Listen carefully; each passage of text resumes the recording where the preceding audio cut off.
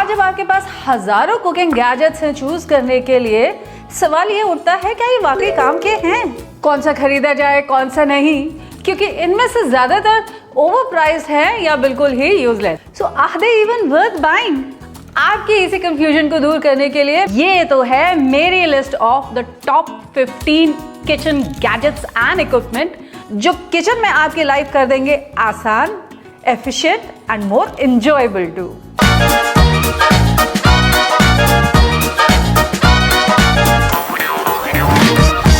ये है मेरी list of the 15 most important kitchen tools and gadgets based on their use. अगर इस लिस्ट में आपका फेवरेट पीस ऑफ इक्विपमेंट जिसके बिना आपका किचन में काम नहीं चलता वो मिसिंग है तो प्लीज कमेंट करके मुझे जरूर बताइएगा।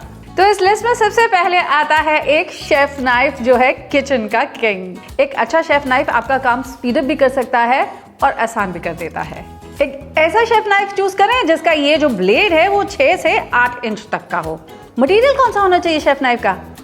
अगर आप एक high carbon stainless steel knife use करते हैं ना तो वो बेस्ट रहेगी, क्योंकि ये एक गुड बैलेंस देती है, इसके एज का रिटेंशन अच्छा रहता है, ये टफ है, इजी टू मेंटेन है और इसमें जंग भी नहीं लगता है और स्टेन्स भी नहीं लगते हैं।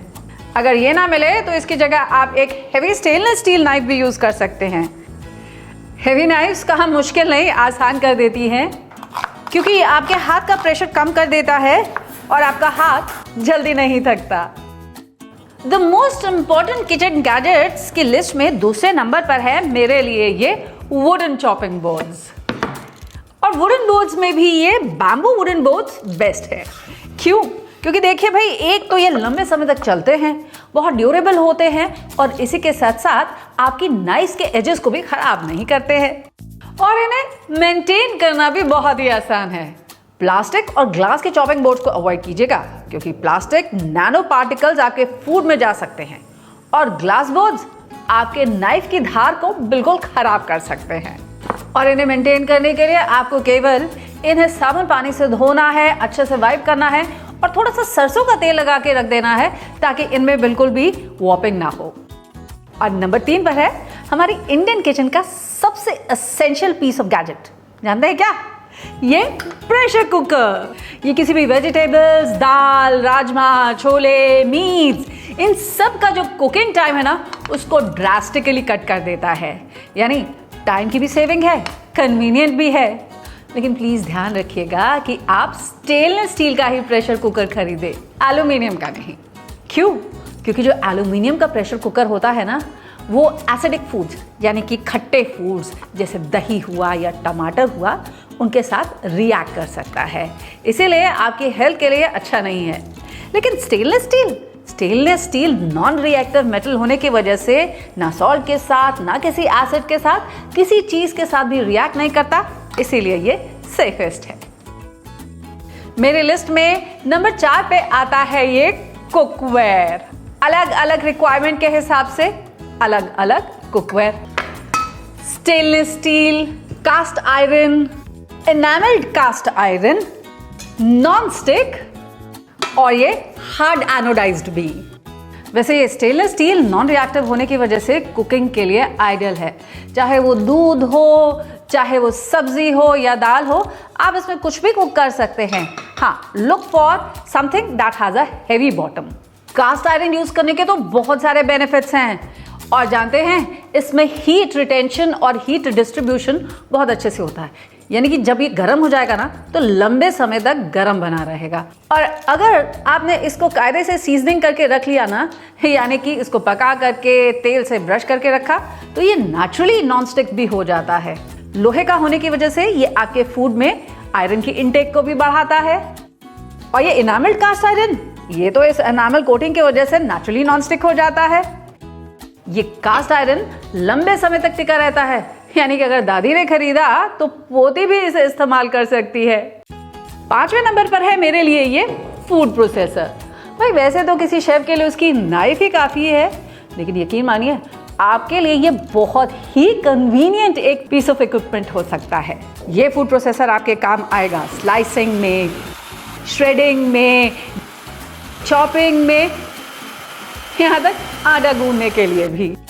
हाँ, ये थोड़ा महंगा ज़रूर है, लेकिन यकीन मानिए बहुत ही टाइम सेविंग है, एफिशिएंट है और मल्टी फंक्शनल भी है, यानी कि आप ढेर सारे काम कर सकते हैं इसके साथ। बस जब आप एक फूड प्रोसेसर खरीदें ना, तो चंद कुछ बातों का ख्याल रखें।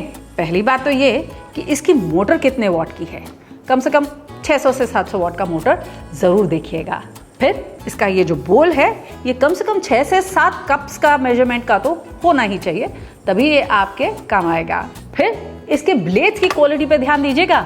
ब्लेड्स होने चाहिए स्टेनलेस स्टील के, ताकि वो रस्ट भी ना हो और इसी के साथ साथ नॉन रिएक्टिव भी हों। इसी के साथ साथ इसमें एक ये जूसर अटैचमेंट और ये सिट्रस फ्रूट्स यानी कि संतरा मौसम्बी का जूस निकालने के लिए जूसर भी अलग से दिया रहता है।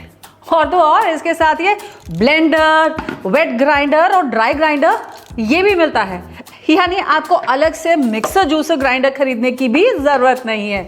अब बताइए, है ना कितने काम की चीज। नंबर 6 पर है हमारे इंडियन किचन का एक ऐसा रेवोल्यूशनरी प्रोडक्ट जिसने इमाम दस्ता, सिलबट्टा, वेटस्टोन ग्राइंडर्स इन सबकी छुट्टी कर दी है।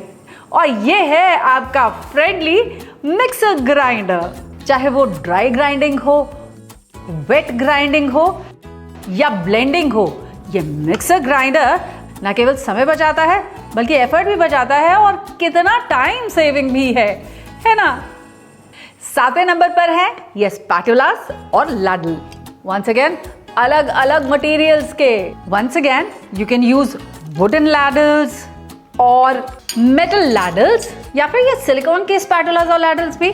सिलिकॉन लैडल्स हीट रेजिस्टेंट भी होते हैं और इसी के साथ साथ काफ़ी फ्लेक्सिबल होते हैं, जिसकी वजह से आप इसको साइड से स्क्रैप करने के लिए, फूड को टर्न करने के लिए बहुत इजीली यूज़ कर सकते हैं। और ये आपके पैन्स को किसी भी तरीके का कोई भी नुकसान नहीं पहुंचाते, चाहे वो नॉन स्टिक कुक पैन्स हो या फिर एनामल्ड। ये नॉन पोरस होते हैं और आसानी से साफ भी हो जाते हैं। इसी के साथ साथ इसमें कोई भी बैक्टीरियल बिल्डअप होने का डर बिल्कुल भी नहीं रहता है। अब ये वुडन लैडल्स जो हैं, ये आपके किसी भी तरीके के कुकवेयर पे बहुत ही जेंटल रहते हैं। ये नेचुरल हैं, इको फ्रेंडली हैं और इसी के साथ साथ नॉन टॉक्सिक भी हैं, यानी कि आपकी कुकिंग के लिए एक बहुत ही सेफ ऑप्शन है। लेकिन ये जो वुड है ना, ये पोरस होता है, यानी कि मॉइस्चर भी अब्जॉर्ब करता है और कभी कभी थोड़ा फूड पार्टिकल्स को भी अब्जॉर्ब कर सकता है, जिसकी वजह से इसमें बैक्टीरियल ग्रोथ होने का डर रहता है। तो बस करना आपको ये है कि इसे अच्छे से क्लीन कीजिए, वाइप कीजिए, ड्राई कीजिए, उसमें थोड़ा सा सरसों का तेल लगा के रखिए, क्योंकि सरसों का तेल होता है एंटी बैक्टीरियल और एंटी फंगल भी। हमारे किचन में सबसे ज़्यादा इस्तेमाल करते हैं हम ये मेटल के स्पून और लैडल का। क्यों भाई? देखिए, एक तो ये बहुत ही ड्यूरेबल होते हैं, टूटते ही नहीं है। दूसरा, नॉन रिएक्टिव होते हैं अगर आपने स्टेनलेस स्टील के स्पून्स चुने हैं तो। लेकिन हाँ, ये आपके डेलिकेट कुकिंग पॉट्स जैसे कि नॉन स्टिक या एनामल, इन पे स्क्रैचेस छोड़ सकता है। इसीलिए अगर आप नॉन स्टिक या एनामल पॉट्स यूज कर रहे हैं तो मेटल स्पून्स का इस्तेमाल मत कीजिएगा। और नंबर 8 पर है मेरा ये सिंपल सा छोटा सा वाई पीलर। अपने रेगुलर पोटैटो पीलर को हटाइए और ये वाई पीलर लेकर आइए। ना केवल ये वेजिटेबल्स को पील करता है, ये आपकी मदद करेगा वेजिटेबल्स को थिनली स्लाइस करने में भी, जैसे कि कैरेट्स, अनियंस, पोटैटोज, चीज और यहाँ तक कि मक्खन भी। नंबर 9 पे मैं प्लेस करती हूँ ये मेजरिंग कप्स और मेजरिंग स्पून्स को। भाई, जब तक नानी और दादी जैसा एक्सपीरियंस ना आए ना, तब तक अंदाज में मत चलिए। ये मेजरिंग स्पून्स और कप को यूज कीजिए। मेजर करके अगर आप प्रिसाइज मेजर्ड क्वांटिटीज में कुकिंग करते हैं ना, तो आपके खाने में जो टेस्ट है वो चेंज नहीं होगा, सिमिलर बना रहेगा। क्योंकि हाथ का अंदाज जो है वो कभी ऊपर नीचे हो सकता है, लेकिन इन स्पून्स का कभी भी नहीं।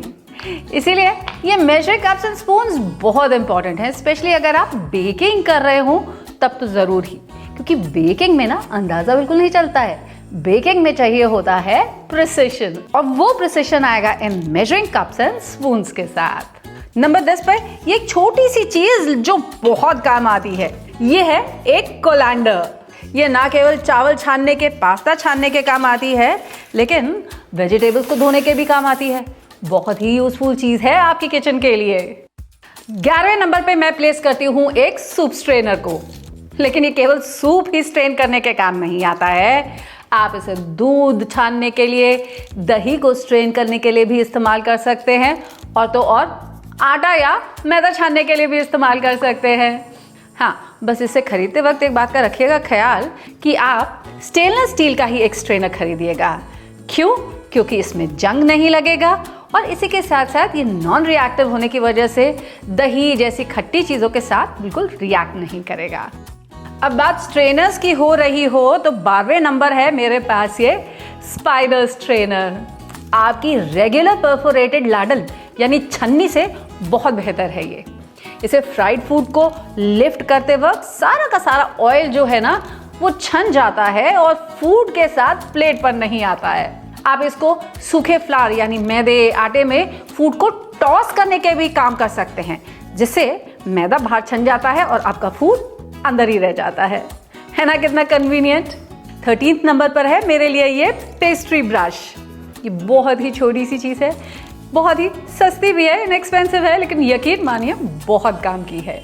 चाहे बेकिंग टिन्स को ग्रीस करना हो, डोसा तवा ग्रीस करना हो, अप्पे पान्स को ग्रीस करना हो, ये हर जगह काम आता है। और तो और मैं तो इसे पराठे पे ऑयल ब्रश करने के लिए भी इस्तेमाल करती हूँ, ताकि पराठे पर भी कम तेल इस्तेमाल हो। है ना कितनी काम की चीज़ ये पेस्ट्री ब्रश। नंबर 14 पर है मेरे लिए ये इलेक्ट्रिक विस्क। अब यकीन मानिए केवल बेकिंग के लिए ही नहीं और भी बहुत पर्पसेस के लिए आप यूज़ कर सकते हैं इस इलेक्ट्रिक विस्क को, जैसे कि मक्खन निकालने के लिए भी। जी हाँ, मलाई को मत के आप इससे मक्खन निकाल सकते हैं, ऑमलेट्स के लिए एग्स को विस्क कर सकते हैं, यहाँ तक कि कॉफ़ी को भी बीट कर सकते हैं with the help of this electric whisk.